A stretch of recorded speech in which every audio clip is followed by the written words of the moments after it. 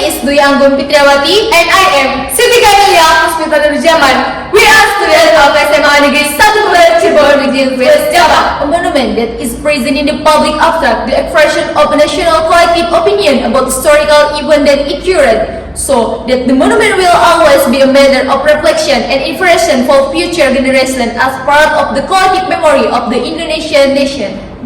Therefore, we would like to explain the history of the Samudra Laughing Monument, which is silent, which is the history of the struggle of the Indonesian nation during the typical revolution that occurred in the Jalasana area of the Kuningan region. In this area, there are two monuments that are close together, namely the Samudra Monument located in the Navli Heroes Cemetery in the Bawang Dalam Babakan Mulia village and the Samudra Struggle Monument located in the Jalasana village land.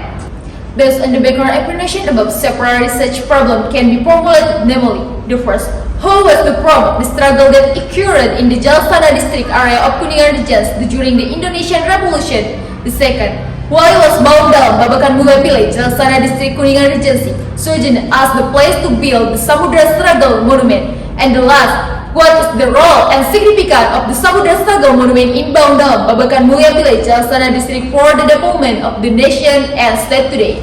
In conducting this research, the author used the historical method with an oral history approach, while the research techniques the author used for data collection and literature studies and interviews.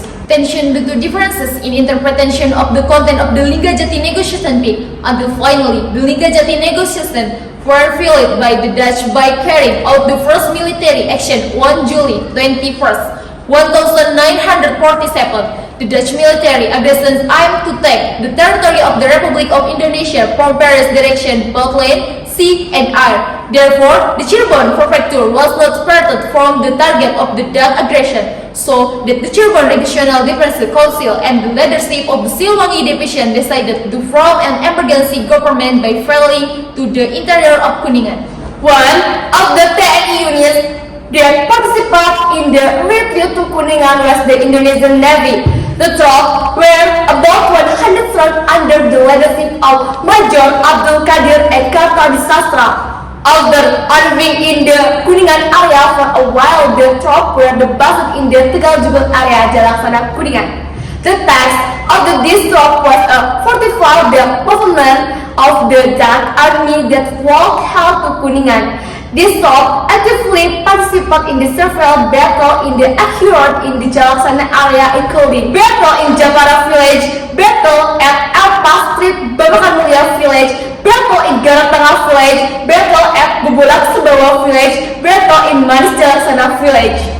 In order to honor the Nabi who died on the battlefield of the Kusuma of the nation in 1915 at the initiative of community leaders led by Captain Laut Iqbal Tatarisasa, the Sultan of the body was moved from what was original buried in several different places.